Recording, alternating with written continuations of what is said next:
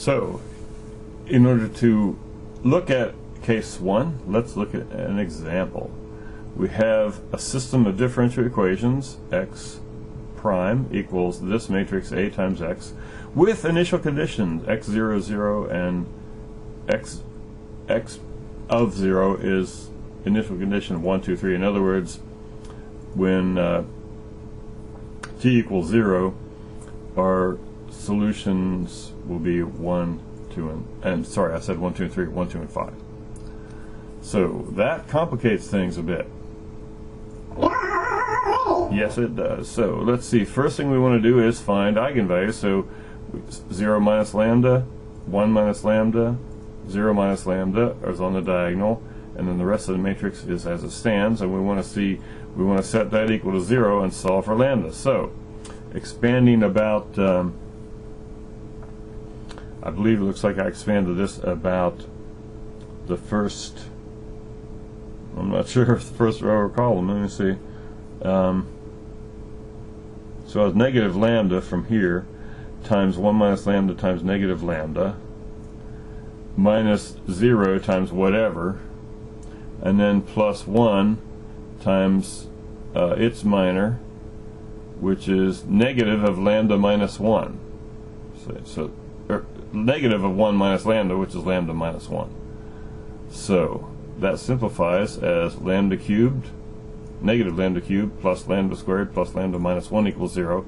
And factoring out by grouping, we got a lambda minus 1 common factor, so it's really lambda minus 1 times 1 minus lambda squared equals 0, or lambda minus 1 squared times lambda plus 1 equals 0. So we have a double root, lambda equal 1, and a root, lambda equals negative 1.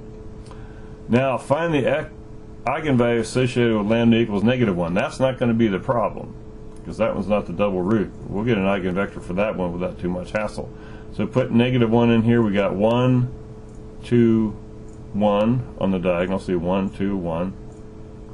So we want to solve this equation, which has this associated augmented matrix. I guess we do negative row 1 added to row 3. So negative this add to this 0, negative this add to this 0, negative this add to this 0.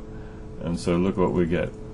We see that K2, 2K2 equals 0, and K1 equals negative K3, because the top equation is K1 plus K3 equals 0. So we pick up this eigenvector associated with lambda equals negative 1. For the lambda value of 1, we get 2 linearly independent eigenvectors. I'll show you what happens. For lambda equals 1, we go back to our original matrix here, and if I can find it. So 0 minus 1, 0, 1, 0, 1 minus 1, 0, 1, 0, 0 minus 1. And so that is our system of equations. And here, this would be its augmented matrix. And now we try these row ops.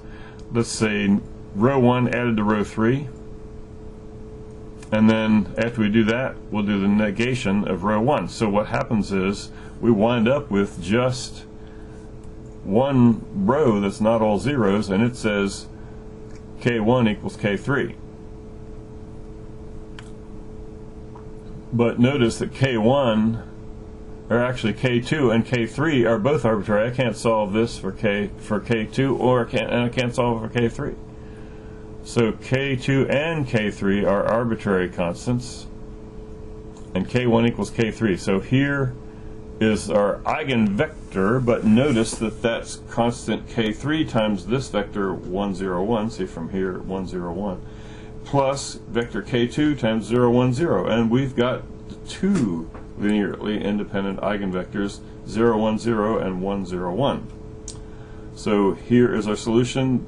This was the eigenvector we found in the first part. This is associated with lambda equals negative 1. So C1 times this vector times e to the negative 1t, plus our two recently discovered linear independent eigenvectors associated with lambda equals 1.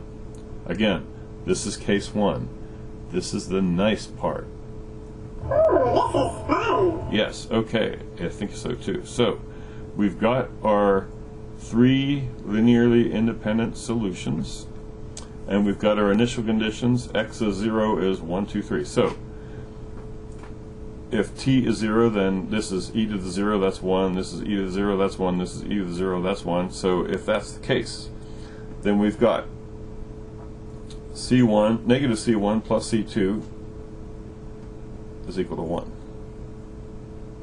We've got c3 equal to 2. That was easy. c3 equals 2. That's kind of nice, right? Because if you multiply this out, c1 times 0, c2 times 0, c3 times 1, and that's equal to 2. And then we also have that 5 equals, let's see, c1 plus c2, and then there's no c3, so c1 plus c2 equals 5, and negative c1 plus c2 equals 1.